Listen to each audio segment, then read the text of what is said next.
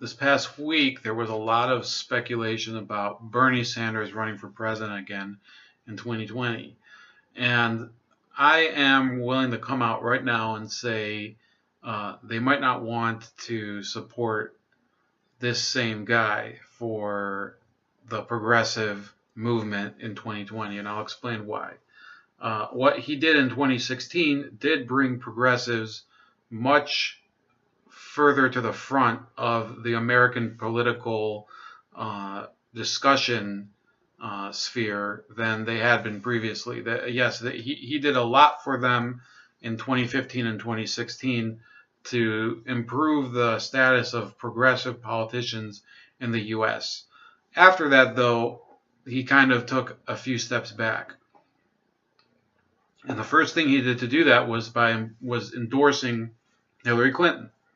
Now, I'm saying this as somebody who never supported him, but always saw a lot of what he did as pretty, it's pretty impressive. He defeated Hillary Clinton in a number of very key states like Michigan and Wisconsin that, in retrospect, I think they were sort of portending of what happened in general with her losing those states in the general election. And I do think that, in a certain sense, he embodies a little more of the actual values and beliefs that progressives have, and I think that's to you can't take that away from him. But what I do think is a huge flaw of Bernie Sanders since then has been his willingness to kowtow to the rest of the Democrats, especially his colleagues in the Senate. I think one of his motivations for this is to maintain a little bit of the influence he can have on policies that they're putting forward in the Senate going forward. Let's say, obviously, he's going to continue serving in the Senate up through 2018 because he's up for re-election in 2018. We'll probably win re-election in 2018. I don't think that it's wrong to agree with the people who say he's going to win in a landslide. Right now, it doesn't look like any other person could win that Senate seat in Vermont. Now, does he deserve to keep that Senate seat? I don't know. I mean, I think some of the scandal regarding his wife is definitely an issue. His wife did bankrupt that college. She did do this weird financial shenanigans that the shenanigans that went on with getting donors roped in to contribute to a college that was going to go belly up. So I'm not sure really whether Bernie Sanders would be a good person to represent clean, transparent values. He certainly has his baggage, and I'm not trying to say this to progressives to say, oh, you should vote for the Democratic establishment.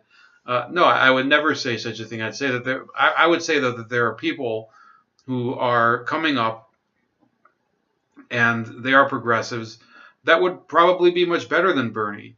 And I'll get to them in a second. But there's other reasons I think that he'd be an awful choice. First of all, this is a person I think he is being dishonest many times when he goes and sticks by the Democratic establishment.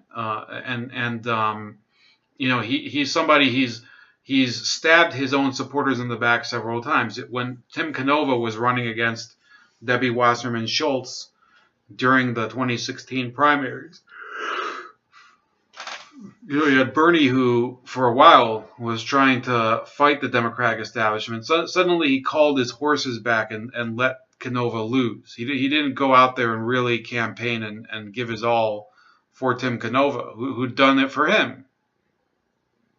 And as much as, there's certain things I really disagree with Tim Canova on, but I still think he's much better than Debbie Wasserman Schultz. And for those of you that don't know, I donated plenty of money to the Canova 2016 congressional campaign, not because I'm a progressive. I'm pretty far from being a progressive, but Tim Canova embodies the type of leadership that I think, I think he'd be respectable, at least as a congressman. I don't think I'd vote for him for president, but I think in Congress, yeah, I think he would be a good representative. I don't support his abortion stance. I don't support his labor stance. I think really where I link up with Canova is an environmental policy. Now, if Bernie had actually gone out and stuck his neck out for Canova in 2016, we would have had somebody who could carry the mantle forward for that progressive movement, and we don't, or they don't. I mean, I don't give a fuck because I'm not a progressive, but no, the progressives, they're stuck with him. Now, actually, they do have some other people. They do have. Democratic Congresswoman Tulsi Gabbard. And they have Dennis Kucinich, who's actually running for governor of Ohio. They have other people that could take up the progressive mantle in 2020. In fact, Dennis Kucinich might actually be better than Bernie Sanders. He's probably around the same age, but Dennis Kucinich didn't kiss Hillary Clinton's ass after he lost the 2008 primary. Dennis Kucinich maintained his own independence. Ralph Nader maintained his own independence. Bernie Sanders caved like a bitch, and I'll never respect him, whether as a human being or as a politician or whatever. I think he's kind of a disgrace if you really think about it. And another thing that he did that I'm not even gonna I'm not even going to pretend that he has any excuse for it, is that he's gone along and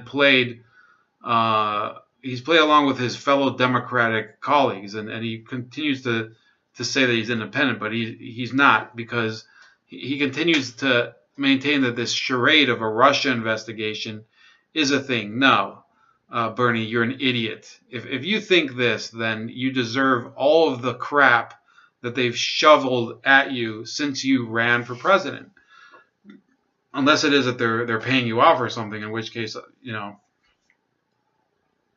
that's I guess your choice. I mean, you sold your soul or whatever. But this is inexcusable that this guy, who knows that his campaign was targeted and abused by the Democratic machine and possibly even state actors during the 2016 campaign, by the media, by the DNC, by the Clintons, his supporters suffered so that he would have the chance to become president because they believed in what he said. And what did he do? He did nothing for them. And he's played along with this bizarre Russia investigation, which is a complete lie. There's virtually nothing to it. Some of his supporters have been labeled Russian bots too.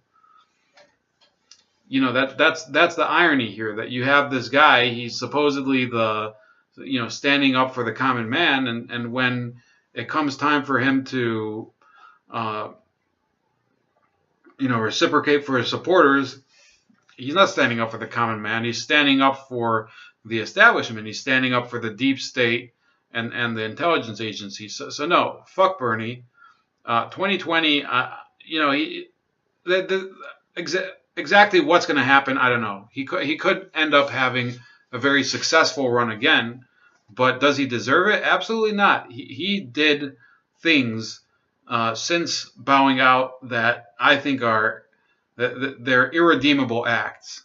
That it's hard to call people irredeemable people now because Hillary Clinton did it, and we all know how that turned out. But the acts that he did were simply wrong, of endorsing her and giving all of this space to them, and going to the convention while his supporters were outside basically getting beaten up by cops or whatever. And in the hall also being silenced and having their signs taken away. Yeah, Bernie deserves a lot of the blame for that. And his whole notion that he was doing it for the greater good. Yeah, right. You didn't do shit for the greater good. You were a failure, and you should drop out. And you should let somebody else do this, because obviously you don't have the balls to do it all the way through.